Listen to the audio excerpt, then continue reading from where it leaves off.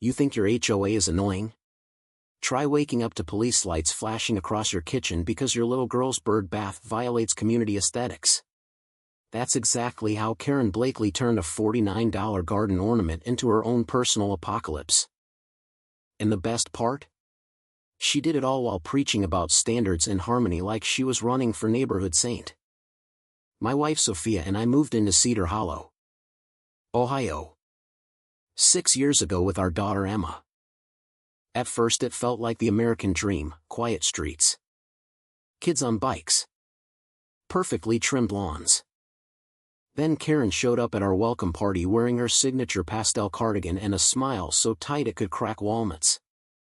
She was president of the HOA, self-appointed guardian of every blade of grass and shade of beige. Back then I made the mistake of politely asking why our quarterly dues had jumped 18% with no explanation.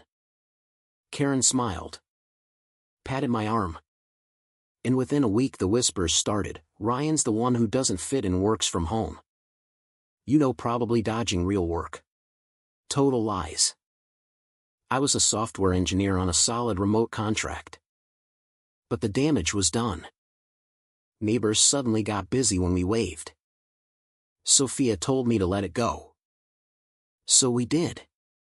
We kept our heads down, paid every fee on time, and never gave her another reason.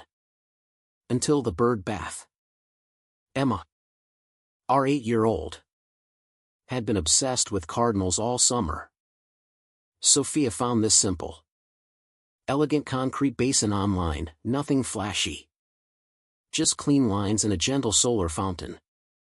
We placed it 10 feet from the sidewalk, perfectly within our property line. And Emma spent hours watching birds splash around. It was the first time in months I'd seen her laugh that freely. 2 weeks later, an official HOA envelope was taped to our front door like a ransom note. Dear Mr. and Mrs. Ellis, this letter serves as formal notice of violation: unauthorized exterior water feature disrupting visual harmony. Fine, $3,500 due within 10 days. Further noncompliance will result in escalated enforcement. Sophia read it out loud, then burst out laughing. She's lost her mind. I wasn't laughing. $3,500 for a bird bath? Karen had finally found her excuse to finish what she started years ago. Sophia crumpled the paper and dropped it in the recycling. We're not paying fake fines for imaginary crimes. That was the moment the circus officially began. 2 mornings later we were eating pancakes when red and blue lights painted our walls. I opened the door to find 2 officers looking equal parts bored and embarrassed. Behind them stood Karen, arms crossed so tight her pastel cardigan looked ready to burst. Lips pursed like she just tasted something sour. Officers, these people are in direct violation of Cedar Hollow covenants, she announced in her best public service announcement voice. Refusal to comply with a legally issued notice constitutes trespass against community standards.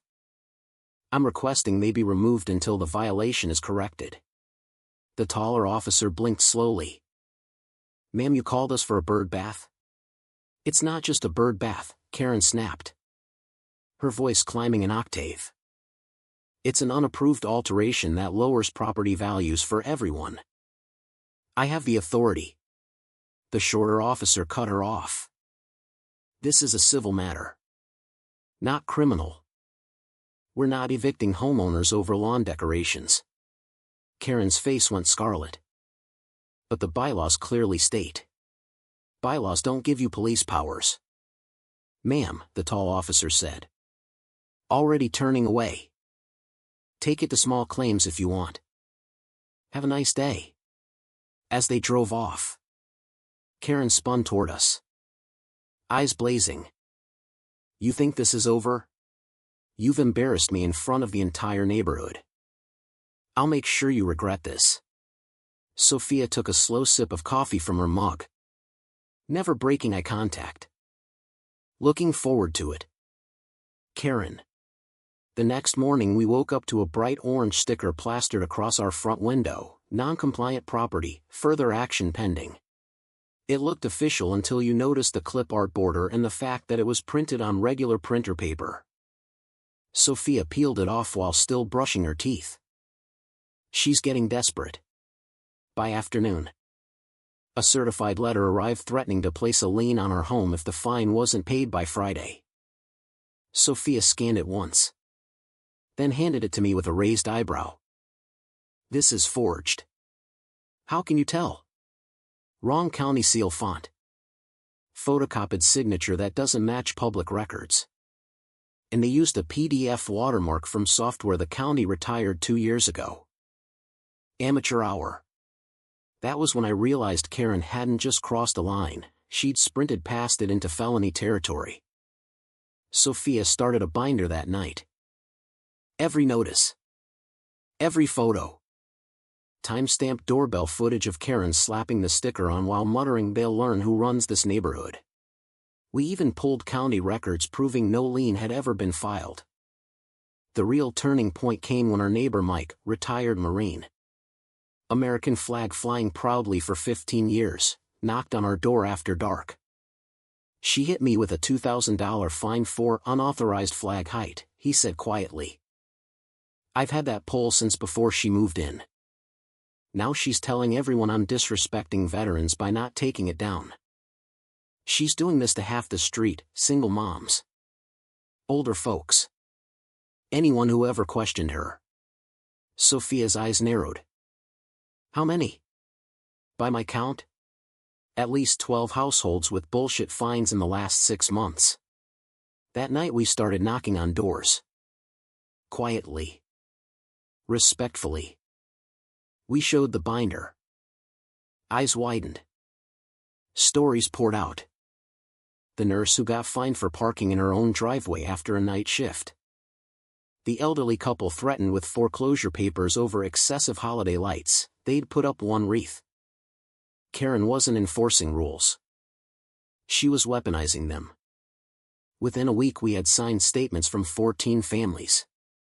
Sophia drafted a formal complaint packet citing state HOA laws, forged documents, and abuse of authority.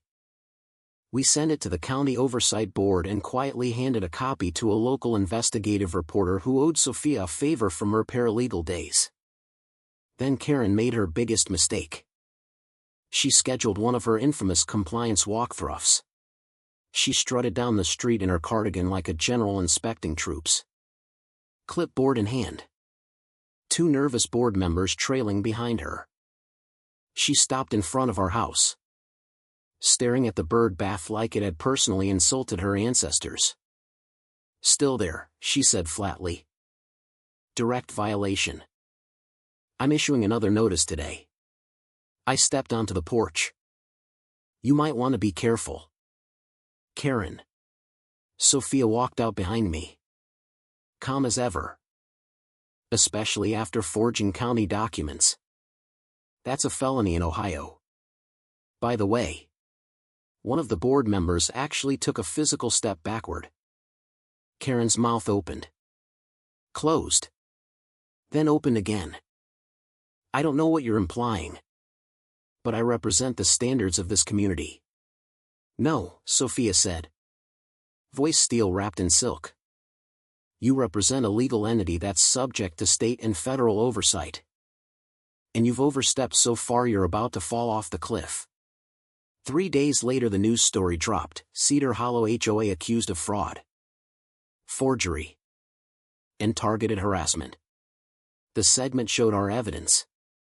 Blurred just enough for legal reasons. Plus interviews with neighbors. Karen tried to do a porch press conference in a fresh cardigan, claiming it was all a misunderstanding among neighbors. The county launched a formal investigation the same afternoon. The court hearing was standing room only. Karen walked in wearing a power suit that probably cost more than her car. Looking smug. Her attorney looked like he wanted to be anywhere else. The judge, a no-nonsense woman in her 60s. Read the initial charges: falsified government documents, misrepresentation, harassment. Karen actually laughed. "Your Honor. This is ridiculous. This is about a bird bath." The judge didn't smile. The bird bath was the spark. "Miss Blakely, this hearing is about the fire you started." Our attorney presented the forged lien, the doctored signatures, the timeline of escalating threats. Then Sophia took the stand and calmly dismantled every piece of paper Karen had ever sent, citing statutes like she was reading a grocery list. Karen's face went from confident to pale to purple. By the end of the day, the judge had removed Karen from her position, suspended all HOA enforcement actions, and ordered an independent audit of the last 5 years of finances. That should have been the end. It was only the beginning. The audit uncovered that Karen had been routing HOA funds to a shell company called Blakely Community Solutions LLC, her own consulting firm, for governance advisory services. Over $68,000 in 3 years. She'd also installed hidden cameras in the community center and common areas, recording private conversations. Worst of all, she'd been running illegal background checks on residents using her cousin who worked at a credit bureau, pulling sealed records, financial data, even divorce files. The FBI showed up on a Tuesday. 2 unmarked sedans. Agents in windbreakers.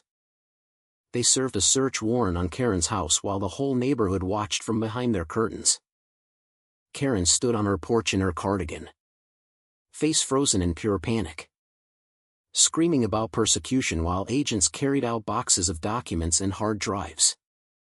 The indictment made national news, multiple counts of wire fraud, mail fraud, embezzlement, unlawful surveillance, and falsifying federal grant applications. She had even faked community improvement projects to pocket federal dollars.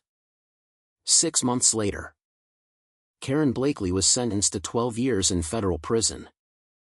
The HOA was dissolved by a 94% resident vote. No more dues. No more clipboard tyrants. Just neighbors talking to each other again. We threw a block party the weekend after the sentencing. Mike brought his famous ribs. The nurse made margaritas. Kids ran through sprinklers while Emma tossed breadcrumbs into the bird bath like it was a sacred monument. Sophia leaned against the porch railing, watching the sunset paint the street gold. "Think she ever understood?" she asked quietly. I shook my head. She thought rules were power. She never realized people are the community. The bird bath is still there. The flag at Mike's house is still flying at exactly the height he wants. Lawns grow a little wilder. Trucks park in driveways overnight without fear.